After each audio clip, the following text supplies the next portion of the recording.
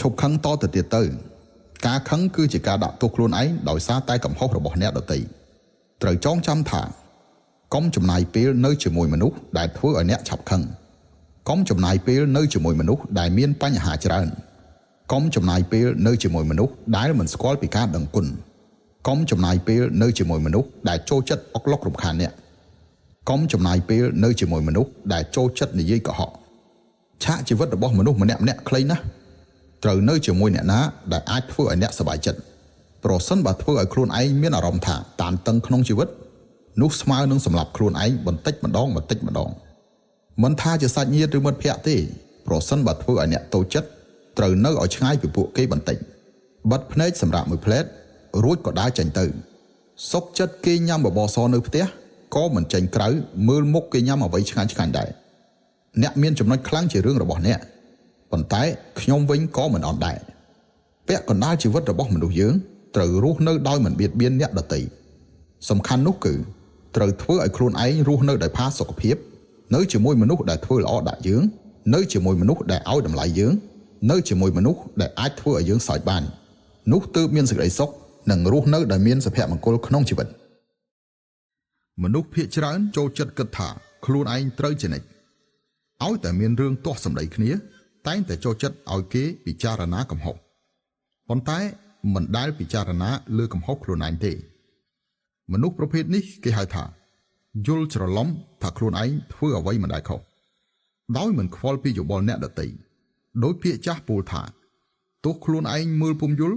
ទោះគេតូចសោតសល់រមល់យល់ប៉ុនទាំងភ្នំឲ្យតែអ្នកដទៃធ្វើអ្វីមិនដូចខ្លួនចង់បាននោះសុទ្ធតែជាកំហុសរបស់គេតាមពិតទាំងអស់គ្នាសុទ្ធតែគ្មានកំហុសខុសត្រង់ថាយើងឈរនៅទីតាំងខុសគ្នាដូច្នេះខុសនឹងត្រូវគ្រាន់តែជាសំណើមិនពិតមួយមូលដ្ឋានផ្សេងគ្នាមើលលើបញ្ហាក៏ផ្សេងគ្នានាំឲ្យមានការសន្និដ្ឋានក៏ផ្សេងគ្នាដែរអ្វីគ្រប់យ៉ាងនៅក្នុងពិភពលោកគ្មានខុសនឹងត្រូវដាច់ខាតនោះទេ